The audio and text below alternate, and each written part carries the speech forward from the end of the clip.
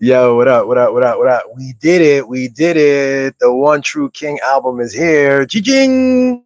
It's August 8th, the album. We dropped it this morning on all platforms, all of them, YouTube and Tidal and Spotify and the rest of them, Bandcamp. And you can listen to it on my website, billybutton.com. We did it. I'm excited. Feeling really good, proud of the product. I can't believe this is my fourth independent sort of project that I've been able to put together. What a crazy blessing to be able to do that. And the whole process of development here has been fantastic. So, but the whole time while we've been doing it, I've been working on, I think, this album for probably about 7 months or so. And the whole time, obviously, doing other things, including getting on here and speaking every day about the things I care about philosophy. You know what we talk about on this show. Um, and what an amazing blessing. Like, I think the project is a dope culmination of like all this stuff, you know? Um, it really is. It's like, it's really, I'm giving you some insight into who I am, into how I got here, and all the things that I think about.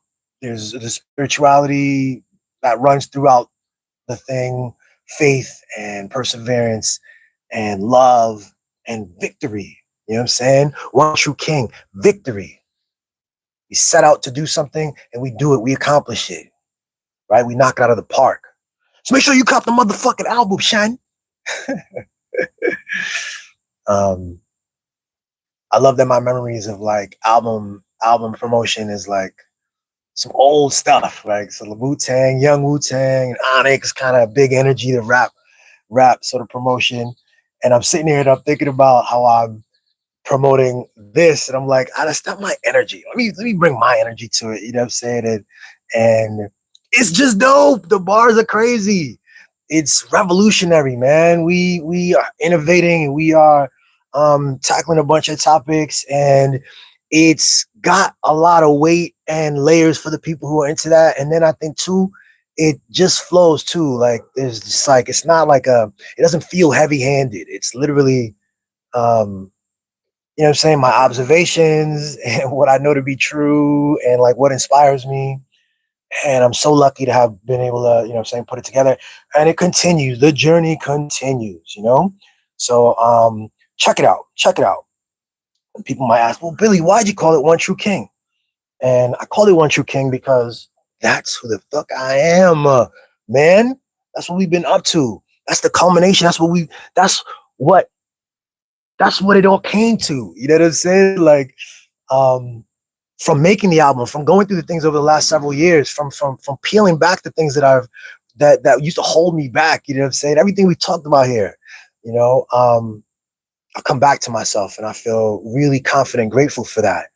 Um, just understanding my power, understanding my influence, um, grounding myself in myself, really detaching from like all kinds of judgment stuff in your head. You know, you can't imagine all the. Well, you can. Everybody has their version of it, but you know, these ideas about what you shouldn't be doing and the boundaries and what's right or wrong. And I've had to personally traverse a lot of that.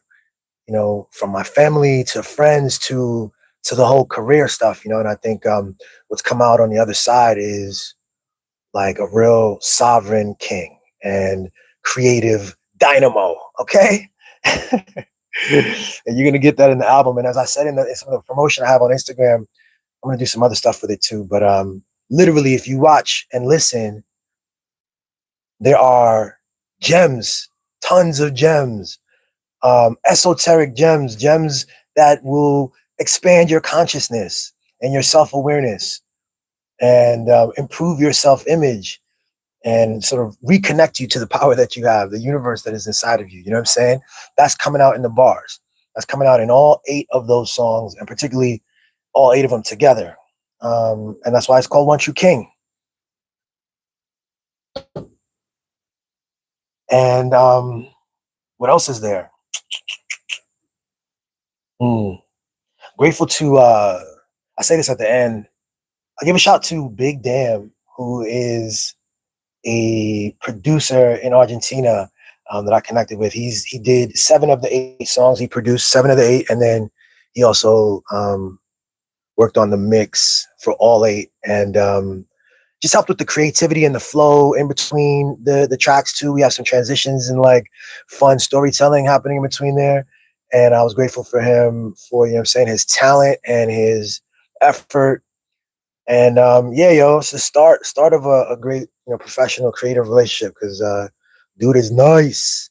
And there's that. The other person I thank on the album is my wife. I want to thank her briefly again here to say, like, you know, I don't know, rapping, creativity's always been a big part of me, and music's been a part of me as a child, but I never got into it like that. And you get to a point where, in the career, I've gone through corporate world and government, and um, such a eclectic sort of career that it does kind of undermine the creative. It does kind of tell you that you want to operate in the logical domain. You want to be serious. You want to agree to a performance of seriousness and shit like this.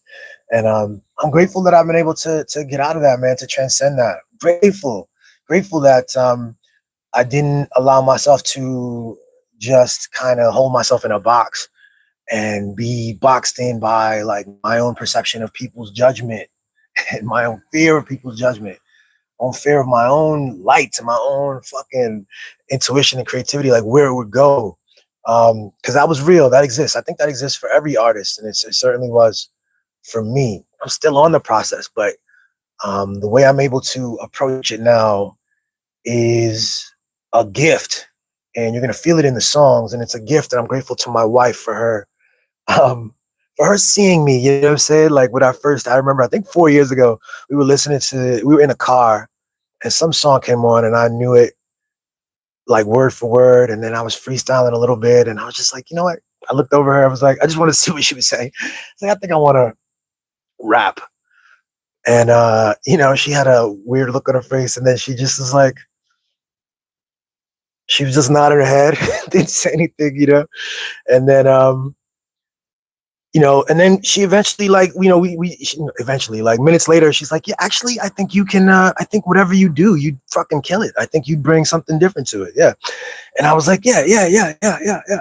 Um, and then, what I'm saying, slowly I decided to make that first joint. I think I did it first. It was a freestyle over a Corday song.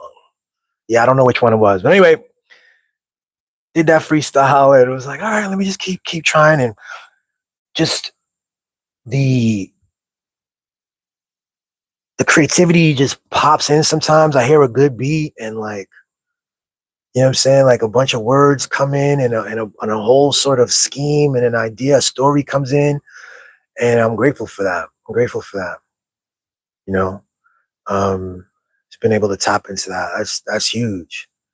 And again, noticing back then when I did the Corday freestyle, a lot of it, you know, it's a lot of comparison and contrast. We talk about this, you know what I'm saying? And these markers, these comparisons and contrasting everything, comparisons with like age. My age is a 40-year-old person, and down to comparing to other musicians, other rappers, comparing to other people in the fields that I've taken up in my career, other journalists, other um,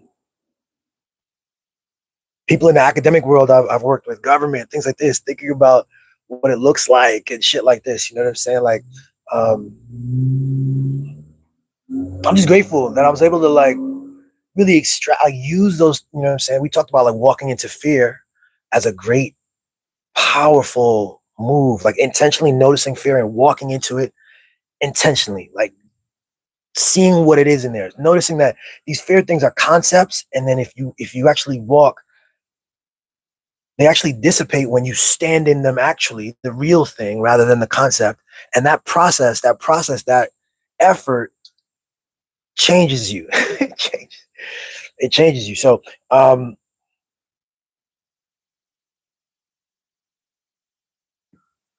doing it just brought more and more comfort and less attachment, and you know what I'm saying, and a flow develops, and it's really been able to, connect all the different parts of me, you know, from the, the philosophical and the intellectual stuff, and the more creative stuff, and the more playful stuff, and um, so that's where it is, yo. And we're gonna keep rocking. I'm gonna do some fun promotional stuff with it, and I'm grateful that it's a piece of art that's always gonna be there. And um,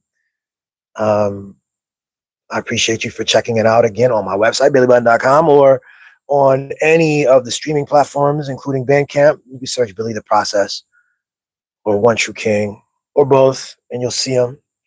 And yeah, I'm gonna keep this short, yo. I'm gonna just wrap it up there. 11 minutes. I'm trying to think of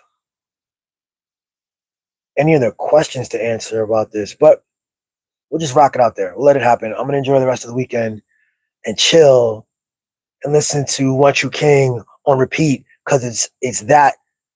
It's like I fuck with it, yeah.